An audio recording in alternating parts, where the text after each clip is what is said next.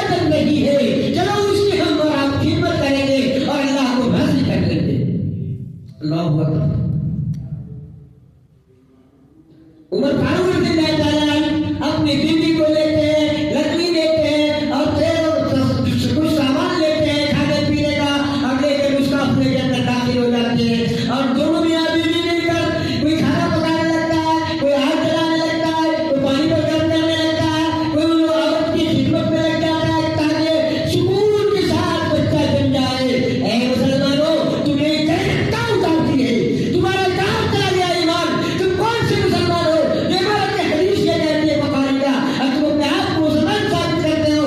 وہ عمر کے اس کا معاوضہ کتنا لیا تھا آپ مجھے ثابت کر دیجیے، میں مان لوں گا کیا ہوا۔ اہل حدیث ہے، اگر ثابت نہیں کرتے ہیں تو آپ منافق ہے اور یہودی ہے، آپ مسلمان نہیں ہیں۔ اس معاوضہ جب بچہ چل رہی ہے مدینے کے اندر، عمر فاروق اور ان کی بیوی رات بھر خدمت کے اندر کیا معاوضہ لیا اس نے؟ نہیں لیا۔ یاد رکھیے، اگر کوئی اسلام کے خلاف کوئی بھی کام کرتا ہے تو مجھے حق ہے اس آواز کو دبانے کا، مجھے حق ہے اس قرآن کو اس تک پہنچانے کا، مجھے حق ہے اس چیز کو حرام قرار دینے کا۔ جی ہاں، اگر کوئی اپنے آزاد کو ڈھونڈنا چاہتا ہے، اپنے اوپر آزاد لانا چاہتا ہے، وہی آنا نوح لیا کر یقنا مرنا مترفیہ فسقوا فیہا فحق علیہ القول فدمرناها تدمیرا۔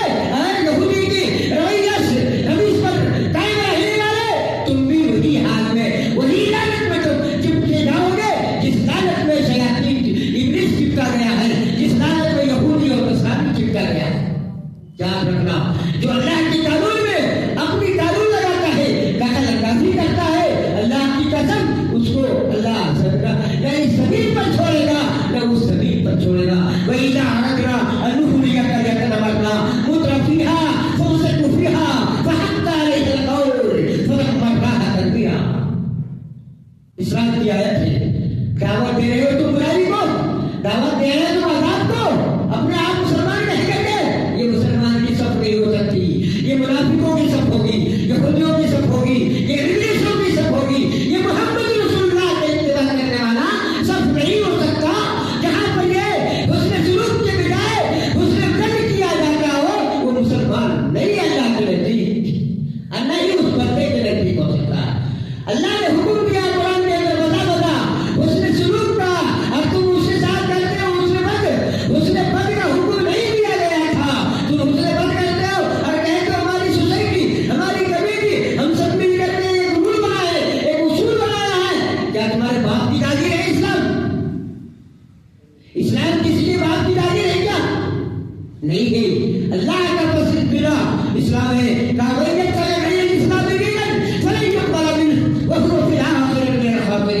اسلام کے علاوہ کوئی دوسرا کوئی راستہ کوئی نکالتا ہے, چاہے وہ جس جماعت کا بھی ہو, تو یاد رکھے کہ وہ خسارے میں وہ ڈوبا ہوا ہے, وہ اسلام سے باہر ہے.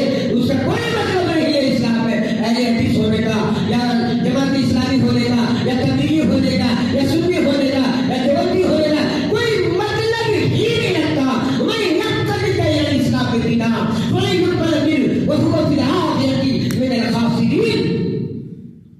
کیا تم قرآن کا مذاق اڑا دیا؟ اتنے بڑے مسلمان ہو گئے, اتنے بڑے پڑھے لکھے ہو گئے, آپ قابل ہو گئے, قرآن سے پڑھ کر عالم ہو گئے, حدیث سے پڑھ کر ہو گئے عالم, جبرائیل علیہ السلام سے بڑے ہو گئے آپ, اللہ کے نبی سے بڑے ہو گئے آپ, اللہ سے بڑے ہو گئے کہ قرآن و حدیث سے بھی حدود کو تم نے پار کر دیا, مسلمان نام رکھتے تھے. یاد رہے کلکم راعٍ وکلکم مسئول عن رعیتہ. ہر ایک مسلمان کی یہ ذمہ داری ہے, جہاں پر برائی دیکھا جائے تو اس کی دفاع کے لیے تم آگے بڑھو, تم پر ذمہ داری ہے, ورنہ کل قیامت کے دن تمہیں پکڑ نہیں لے گا. اس لیے میں نے یہ بات آپ کے سامنے پیش کرنے کی کوشش کی ہے. من احسن قولا ممن دعا الى اللہ وعمل صالحا وقال اننی من المسلمین. اے لوگوں, سب سے بہترین انسان وہ ہے جو دعوت کو لوگوں تک, حق بات کو لوگوں تک پہنچاتا ہے اور پھر عمل کرتا ہے, اور اس دنیا کا سب سے اعلیٰ قسم ترین مسلمان ہے. ہم ان میں سے الحمدللہ ہمیں یہ فضیلت حاصل ہے, یہ وروثت حاصل ہے. میرے بھائیوں, اگر تم غلط کرو گے تو تواصوا بالحق وتواصوا بالصبر. مجھے چندہ کا فکر نہیں ہے, مجھے روزی کا فکر نہیں ہے, تم دو یا مت دو, لیکن حق بات بول کر جاؤں گا تاکہ وہ دن کی دھرتی قیامت کے دن گواہ بن جائے. کہاں اس مسجد میں قرآن و حدیث کے خلاف رشوت لینے کی میٹنگ بنائی گئی, اور اس سے غریبوں سے, فقیروں سے, امدادوں سے, مسجدوں سے, مدرسوں سے لے کر اپنی ضروریات زندگی میں استعمال کرتا ہے, جبکہ اس کے اوپر وہ چیز حرام ہے, حرام ہے, حرام ہے, اس کے باوجود وہ لے کر کے اور اپنے آپ کو اہل حدیث ثابت کرتا ہے. میرے بھائیوں, ان الذین یاکلون اموال الیتامی ظلما انما یاکلون فی بطونہم نارا. کیا تم اپنے ہاتھ پیٹ میں ہاتھ نہیں ڈال لیے 2 سال سے؟ اس آنکھ کو ابھی بھی اگل دو. اگر تمہیں اللہ کا خوف دیتا ہو, اللہ کا واسطہ دیتا ہو, توبہ کر لو, ورنہ اللہ کی قسم یہ جہنم تمہارے پیٹ میں بھر گا, اللہ کی زمین پر نہیں بھر گا, بلکہ جہنم تمہارے پیٹ کو ہی سوادار کر دیا جائے گا. نار حامیہ وعذاب واہیہ, نار حامیہ, یہ حامیہ جہنم تمہارے پیٹ کو ہی بنا دیا جائے گا, تمہارے پیٹ میں ہی سلوا دیا جائے گا. تم مدرسہ, مسجد, غریب, یتیم, مسکین کے اوپر تم رہائش لیتے ہو, رشوت لیتے ہو, اور نبی کو بدنام کرنا چاہتے ہو, اللہ کو بدنام کرنا چاہتے ہو, قرآن کی توہین کرنا چاہتے ہو کہ میرا وصول ہے, تمہارے باپ کا وصول نہیں ہو سکتا.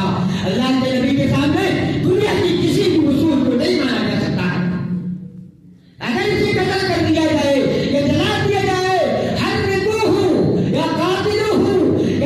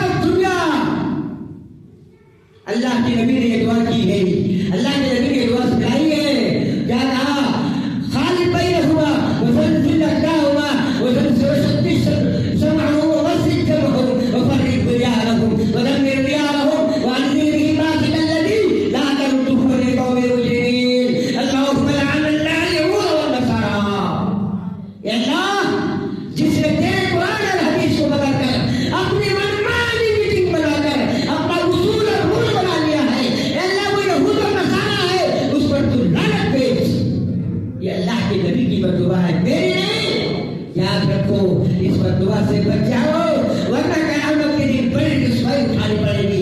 کسی کے مال کو بغیر اجازت لوٹ کر گھسٹ کر ڈاکہ ڈال کر کھا لینا، یہ شریعت کے خلاف اور حرام ہے، یا اس مال کو لوٹ کر مسجد میں استعمال کرنا حرام ہے، حرام۔ یاد رہے مسلمانوں، یہ قرآن کی بے شمار آیتیں بھی آپ کو دیکھتے جا رہا ہوں۔ سورہ بقرہ میں یہ مبدئی مقام پر ہے، سورہ نساء کے اندر ہے، سورہ بنی اسرائیل کے اندر ہے، سورہ زخرف کے اندر ہے، سورہ سجدے کے اندر ہے۔ میرے بھائیوں، کتنی آیتوں کا نگرانی کرو گے، کتنی آیتوں کی مزاحمت کرو گے؟ اے میرے دوستو، قرآن کو نہیں نکالتے اگر تمہیں جنت میں منہ جانا ہے اور اللہ کے سامنے قیامت کے میدان میں منہ دکھانا ہے، تو قرآن اور حدیث کی مخالفت کر کے اپنی میٹنگ مت بناؤ۔ یاد رہے مسلمانوں، ورنہ ہمارا آپ کا بیڑا غرق ہو جائے گا۔